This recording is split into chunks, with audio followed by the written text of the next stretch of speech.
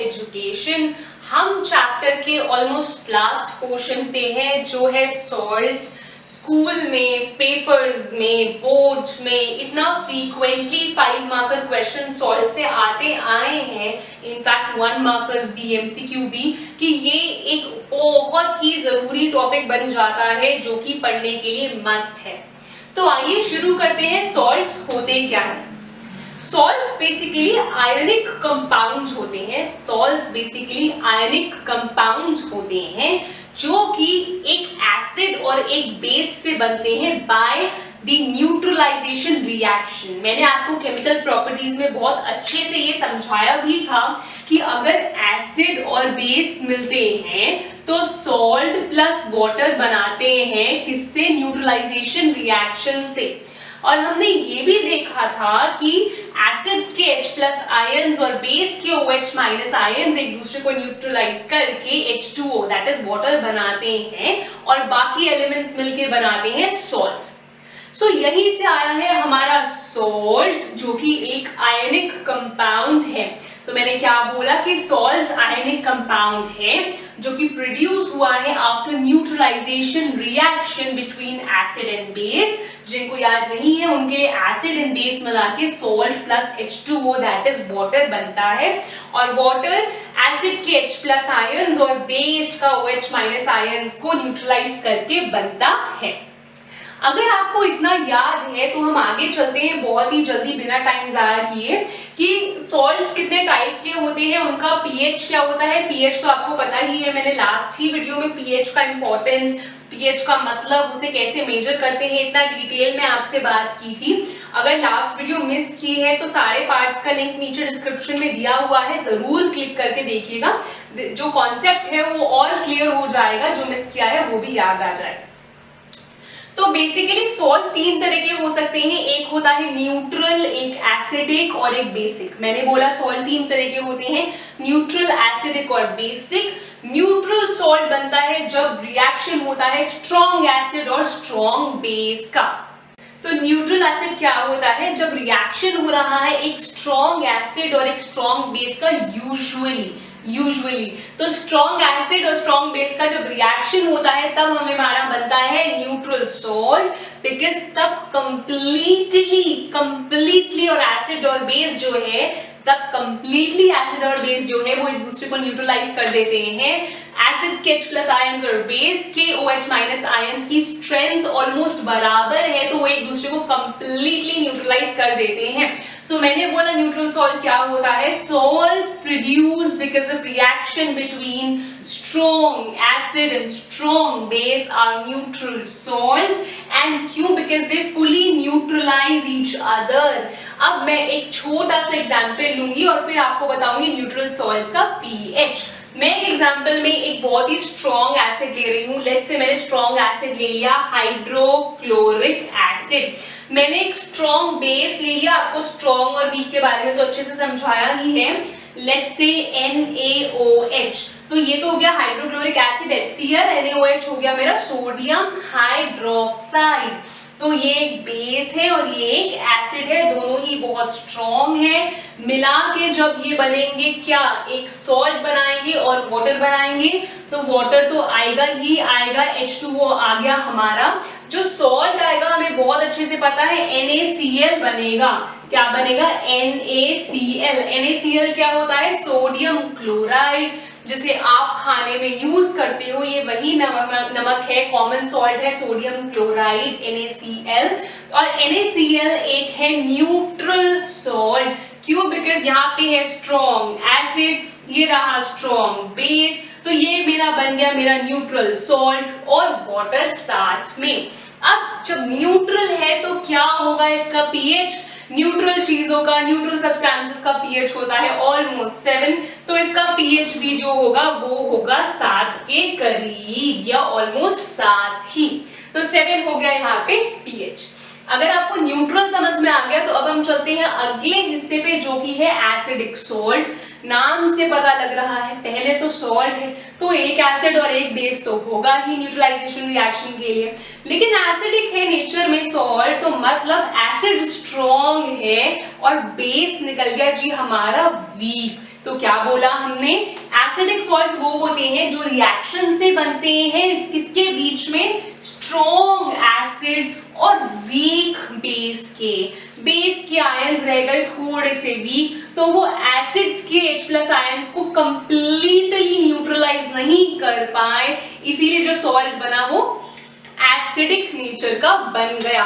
और acidic nature का बना हमें पता है 7 से कम होता है एसिडिक सब्सटेंसेस का pH, तो इसका जो pH होगा वो होगा लेस देन 7। मैंने क्या बोला, इसका pH होगा जी लेस देन 7। क्या हुआ, लेस देन 7 हुआ हमारा एसिडिक सॉल्ट का pH, बिकॉज एसिडिक की नेचर है 7 से कम होगा, क्योंकि 7 होता है न्यूट्रल, 7 से ऊपर होता है बेसिक। एक एग्जांपल लेके आपको करा देते हैं, स्ट्रॉन्ग एसिड है HCl ही ले लेते हैं, क्यों इतनी मेहनत करनी।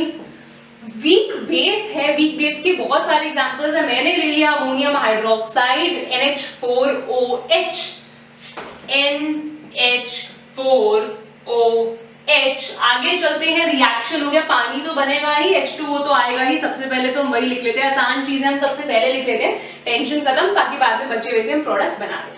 सो ये आ गया मेरा NH4Cl, दोनों की वैलेंसी होती है, NH4 की वैलेंसी 1, Cl की वैलेंसी 1, सीधे सीधा क्रॉस से बन गया हमारा फॉर्मूला NH4Cl, NH4Cl।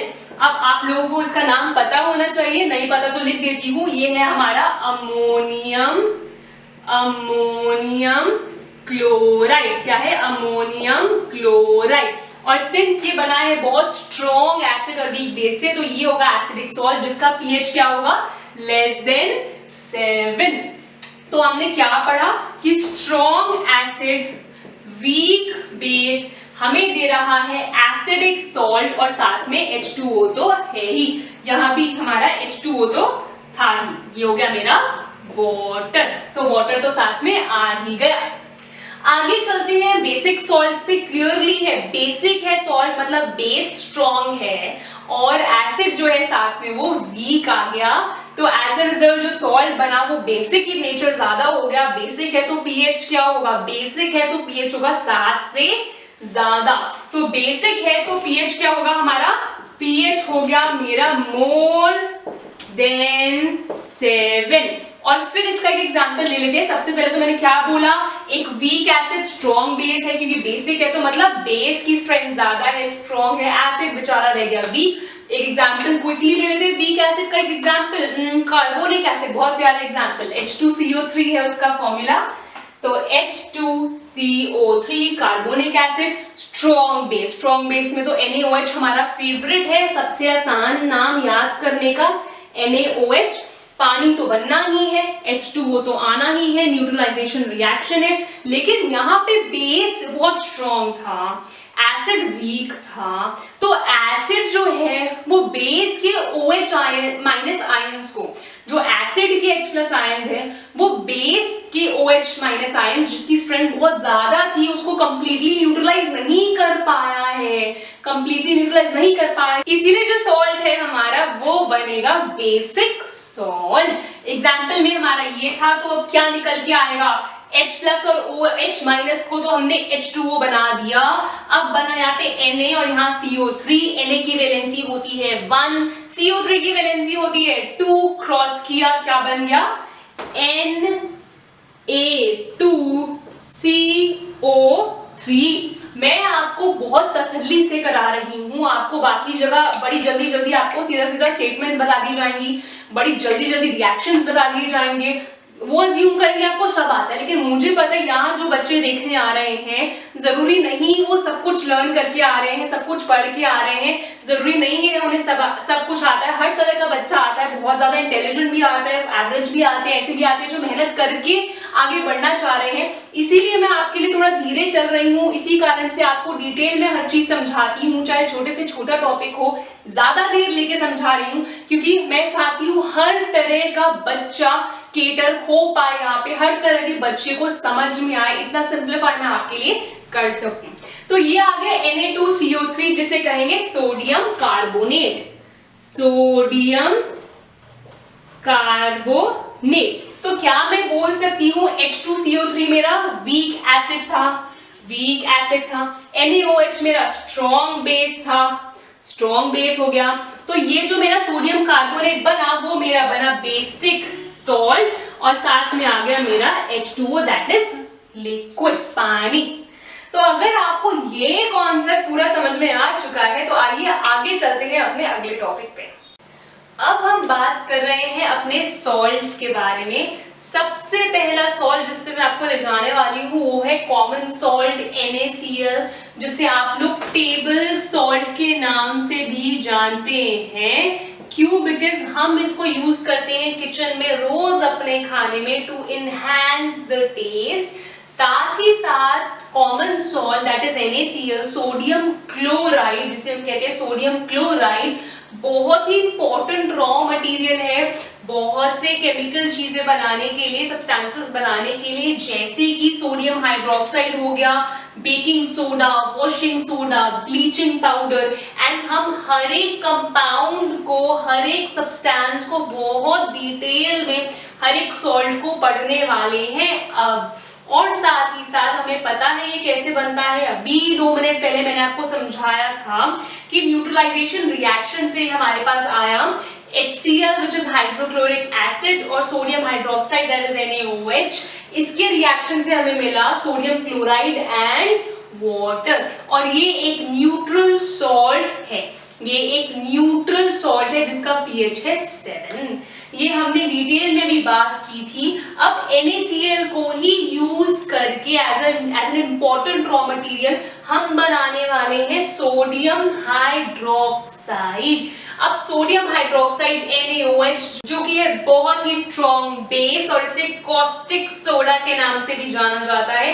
ये बनता है इलेक्ट्रोलिटिक डीकॉम्पोजिशन करके ऑफ ब्राइन, और ब्राइन मतलब सोडियम क्लोराइड या NaCl का एक्वस सॉल्यूशन। अब इलेक्ट्रोलिटिक डीकॉम्पोजिशन क्या है, चैप्टर नंबर 1 में हमने किया था डीकॉम्पोजिशन के एक प्रकार में जब इलेक्ट्रिसिटी यूज करके डीकॉम्पोजिशन करा जाए, एक रिएक्टेंट को 2 या 2 से ज्यादा प्रोडक्ट्स में ब्रेक किया जाए using electricity, that is called electrolytic decomposition by using electricity।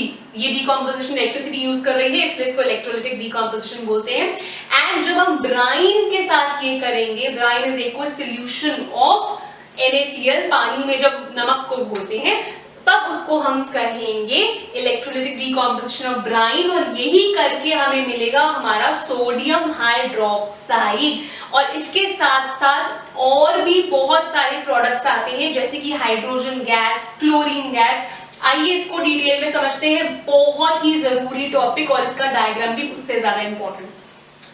So sodium hydroxide that is NaOH, when electricity is passed through aqueous solution of sodium chloride, जब इलेक्ट्रिसिटी को हमने इससे पास किया एंड इस सोल्यूशन को हम क्या बोलते हैं, ब्राइन, बहुत इंपॉर्टेंट 1 मार्कर।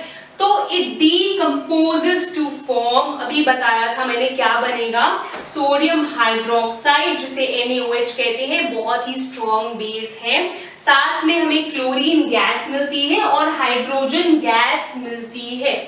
क्लोरीन गैस और हाइड्रोजन गैस मिलेगी। मैंने यहाँ लिखा है कि क्लोरीन एनोड पे है, हाइड्रोजन कैथोड पे है। ये एनोड और कैथोड क्या है हमें पता है, ये इलेक्ट्रोड्स हैं और anode is connected to the positive terminal of the battery and cathode is connected to the negative terminal of the battery. हम बहुत बार क्लास 8th में भी ये कर चुके हैं, स्टिल मैंने आपको एक छोटा सा ब्रीफ दे दिया।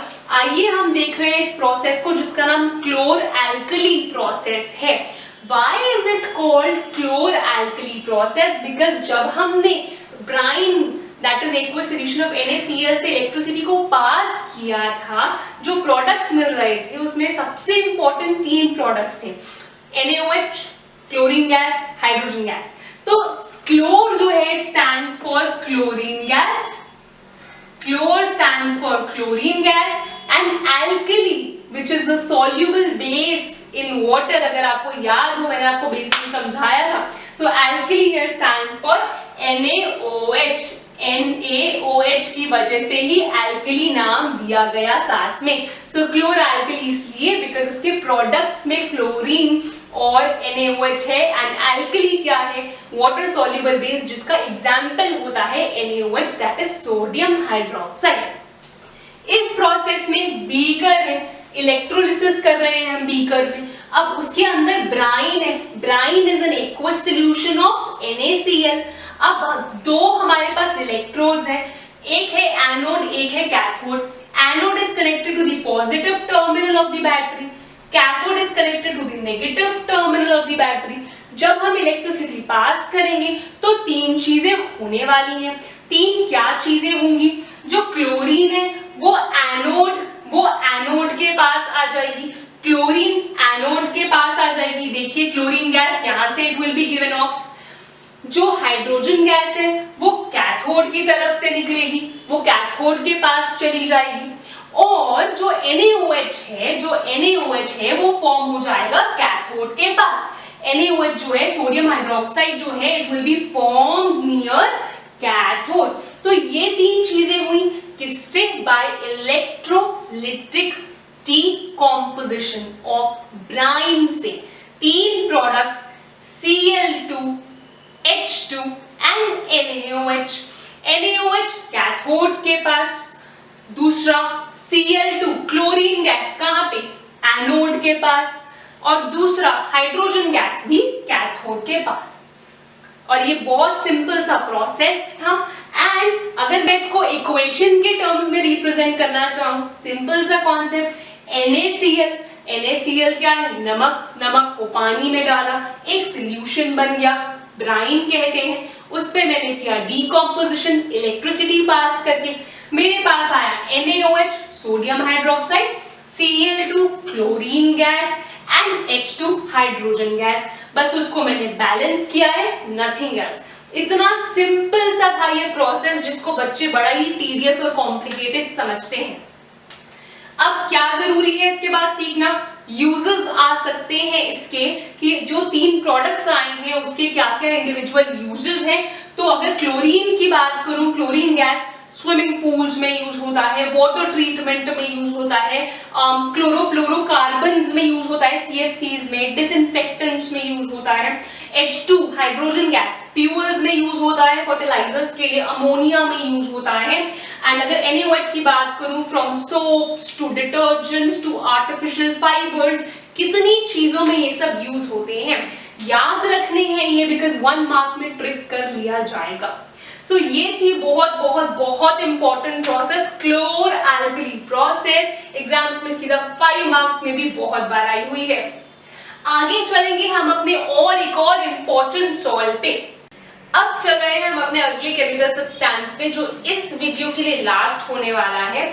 इसके बाद मैं आपको बहुत ही इंपॉर्टेंट क्वेश्चन कराने वाली हूँ। कौन सा क्वेश्चन होगा, वो होगा सैंपल पेपर और बोर्ड्स में 5 मार्क का आया हुआ क्वेश्चन इस चैप्टर से, उस कंटेंट में से जो हमने इस वीडियो में अभी तक पढ़ा है। So stay tuned till the very last.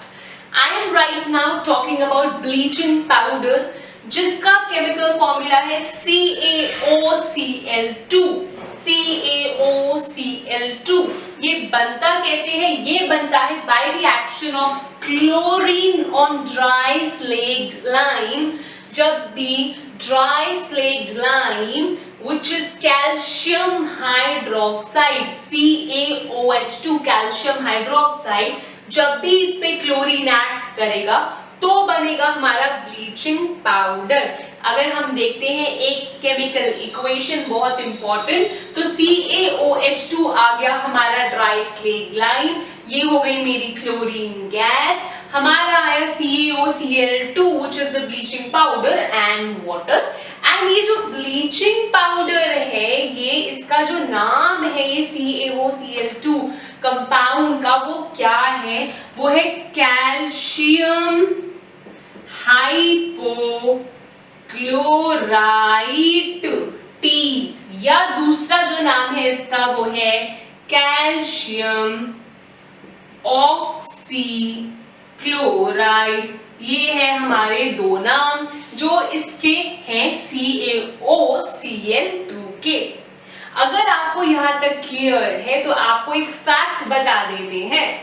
तो ये फैक्ट आपको बताते हैं अब एक कि ब्लीचिंग पाउडर का दूसरा नाम क्लोराइड ऑफ लाइम भी है। क्या नाम है? Chloride of lime. Just some extra information. अब ब्लीचिंग पाउडर के क्या क्या यूजेस हो सकते हैं?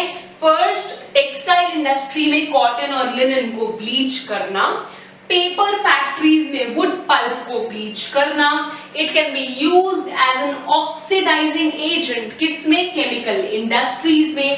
साथ ही साथ it can be used in making drinking water free from germs. बहुत जरूरी है यूजर्स याद करने हैं। इसमें क्या क्या चीजें याद करनी है? ड्राई स्लेट लाइन पे क्लोरीन गैस का एक्शन, ये रिएक्शन याद करना जरूरी है। ये दो नाम आपकी बुक में नहीं है, जरूर नोट करके याद करने हैं। और ये यूजेस ब्लीचिंग पाउडर के आ सकते हैं।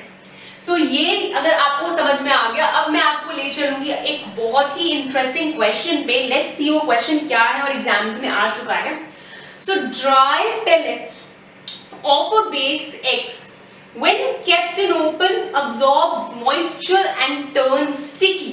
So एक base है X, उसके dry pellets open में रखे हैं, वो moisture जो है वो absorb करके sticky turn हो जाता है। So the compound is also formed by chlor-alkali process. अब आप बोलेंगे ये हमें तो पता नहीं कि कौन सा dry pellet है ऐसा जो कौन सा base है जिसका dry pellet मॉइस्चर अब्सॉर्ब करके स्टिकी हो जाएगा, बट उसने क्लियरली लिखा है क्लोर एल्कली प्रोसेस में वो निकल कर आता है, उसमें फॉर्म होता है और वो बेस है। सो क्लोर एल्कली प्रोसेस अभी समझाया, NaOH बेस निकलता है उसमें से। तो सिंपली जो आंसर है वो है सोडियम हाइड्रोक्साइड। सो अब उन्होंने बोला है इसका केमिकल नेम और फॉर्मूला लिखना है, तो बहुत क्लियरली सोडियम हाइड्रोक्साइड NaOH। आपको ये कैसे पता? आपको ऊपर वाली स्टेटमेंट से शायद ना पता लगा हो, बट आपको जब पता लगा कि बेस है, क्लोर एल्कली प्रोसेस में निकला, तो NaOH तो वैसे ही क्लियर हो गया हमें आंसर।